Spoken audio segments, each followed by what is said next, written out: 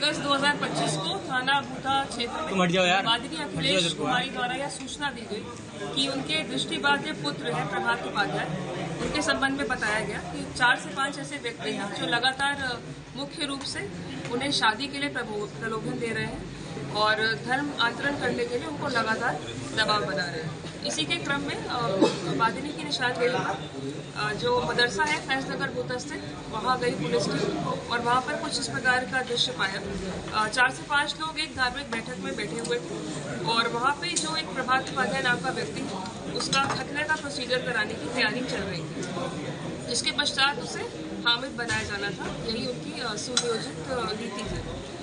जब टीम घटनास्थल पर पहुंची तो उन्होंने इस प्रयत्न को रोका, इसको विफल किया और इसके अलावा उन्होंने जो घटनास्थल से बरामदगी की है वो कुछ इस प्रकार है। प्रभात उपाध्याय के पास से हमने करीब 10 पुस्तकें बरामद की है और 12 ऐसी सीडियां बरामद की है जो धर्म परिवर्तन के लिए प्रेरित करती है। इनमें से मुख्य रूप से जो नोटेबल है वो जाकिर नायक नाम के व्यक्ति की सीडी है, जिसको सुनकर इन्होंने उसको प्रेरित किया था धर्म परिवर्तन। इसके अलावा जो घटनास्थल से हमें चीज़ें बरामद हुई है वो कुछ इस प्रकार है।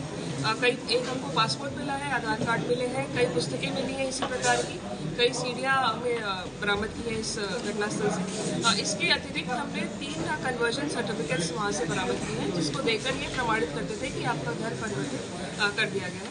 इसके अलावा एक और बरामदगी हुई है जो ये संकेतित करती है कि ब्रजपाल साहू नाम के व्यक्ति को अब्दुल्ला बनाया गया है कुछ वर्ष पूर्व और वो इसी गैंग से, इसी केस से लिंक हो रहा है। जो ब्रजपाल साहू और अब्दुल्ला है उसकी जो बहन है राजकुमारी, उनका भी नाम परिवर्तित करके, धर्म परिवर्तित करके उनको आयशा बनाया गया है और उनकी माँ उषा रानी को धर्म परिवर्तित करके अमीना बनाया गया। तो इस प्रकार से दूसरा केस भी इस केस से लिंक हो रहा है।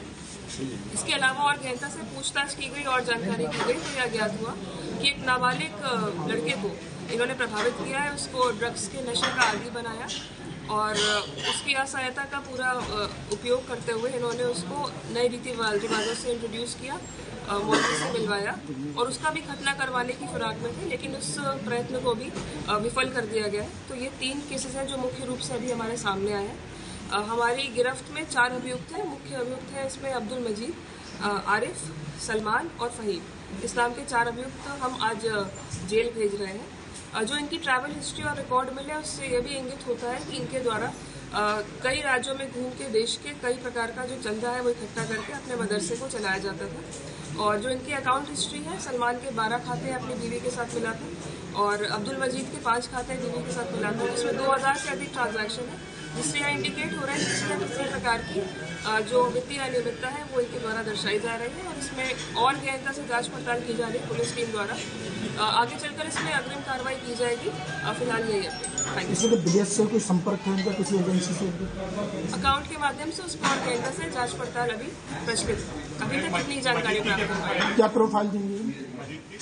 मजीद मदरसे में ही पढ़ा है हमेशा से और वो अपने आप को मौलाना बताते हैं और उनका कहना है कि वो कई मदरसों में जाके उद्देश्य देते हैं, पर अक्रॉस इंडिया उनकी लोकेशन पाई गई है, अक्रॉस इंडिया उनकी ट्रैवल हिस्ट्री पाई गई है और चंदा इकट्ठा करना भी पाया गया है कई स्रोतों से। क्या लालच देते थे सब? कई प्रकार का लालच दिया जाता था उनके द्वारा। स्पेशली जो लाचार व्यक्ति होते थे, जैसे हमारे अब्दुल्ला है, उनका भी एक्सीडेंट हुआ था। प्रभात उपाध्याय है, वो भी दृष्टिबाध्य व्यक्ति थे। तो ऐसे असहाय व्यक्तियों को ही ढूंढकर इनके द्वारा शादी का प्रलोभन मुख्य रूप से दिया जाता है। मैम, जहांगीर बाबा का कोई कनेक्शन निकल के आ रहा है क्या? फिलहाल उसमें जांच जारी है और किसी प्रकार का कनेक्शन निकलने पर आपको सूचित किया जाएगा। फिलहाल 4 आरोपित ही पकड़े गए हैं, अब्दुल मजीद, आरिफ, सलमान और फरीद। एक अभियुक्त वांछित है जिसका नाम महमूद बेग है। अगर आप ये वीडियो YouTube पर देख रहे हैं तो हमारे चैनल को सब्सक्राइब कर बेल आइकन दबाएं और Facebook पर देख रहे हैं तो हमारे पेज को लाइक करें।